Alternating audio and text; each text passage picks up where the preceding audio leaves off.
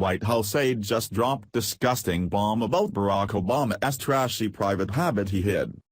If what this recently written book says is true, then we just learned a lot about the innards of the White House during Barack Obama's tenure as president. A speechwriter who worked for Obama reveals hilarious information in his new book that talks about everything from DCK jokes, smoking, drinking, calling each other bro, conquests to conquer women as trophies on a shelf, constant delivery of F-bombs, obnoxious laughing, young white staff, and the notion that everything seemed like a frat party while running the country. Much of the dirty laundry from the book was shared with the Daily Mail, and the result is a picture of the 44th president that doesn't always match the Democrat narrative. The Obama speechwriter all but admitted that there was a war on women within the Oval Office. Female staff members needed not apply, and both sessions resembled a college fraternity party. David Litt, an aide in the White House for nearly all of Obama's presidency, reveals how he was part of an all-male, all-white and all-under-40 team which produced speech after speech for the president, the Daily Mail revealed.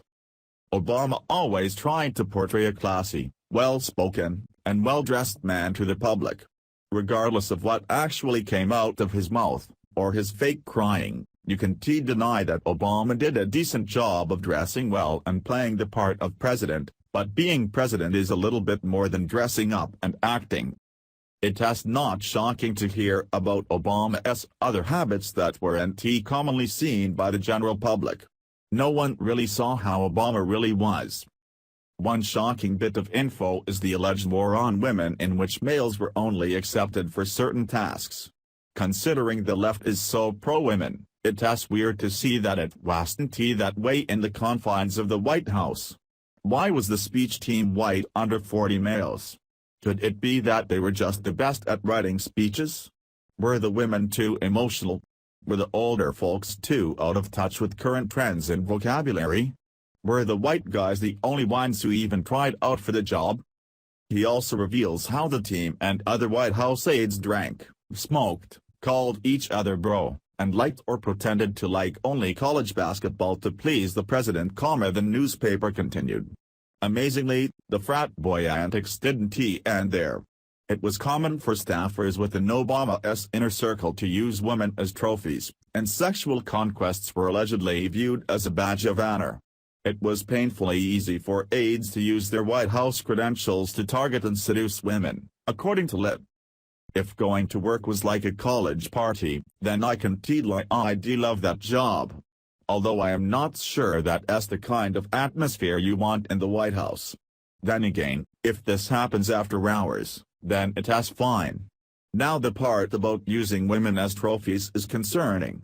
As a male, we all try to conquer the female body and women do the exact same thing to us. But the difference here is that it seems people were conquering each other for the wrong reasons. They didn't like each other, they just did it for the trophy. I get it. It happens everywhere. I don't think it's right, but there's nothing you can do to stop two consenting adults from having some fun in the sheets. Who does what with who isn't really anyone's business. Now the problem is the people who do this and brag. Those people have low self-esteem. If talking about hooking up with women is all you can talk about, then you need to reassess yourself. Jokes about the male anatomy and frequent F-bombs were apparently not out of place in the Obama White House. During a run-through of his speech for the 2012 Correspondents' Dinner, one member of his team made a racially loaded joke that referenced the president's manhood, reported the Mail. The line alluded to Vice President Joe Biden's remark that POTUS had a big stick when it came to foreign policy. Let's put it this way, dreams aren't the only thing I got from my father, speechwriter Jeff Nussbaum wrote as a joke, continued the newspaper. According to Litt, POTUS laughed so loudly that I secretly hoped he would add a line to the script. However, he explains, a presidential joke was a bridge too far during an election year and the line was scrapped. I see no problem with a group of guys making DCK jokes. You put enough males in a room and our maturity sometimes leaks out. Someone is always bound to make an inappropriate joke. If you were male and can say that you haven't ever cracked a phallic joke, or were friends with someone who would, then I honestly think you're a liar. It's nearly impossible to fill a room with males and not have at least one's off-mark joke slip out.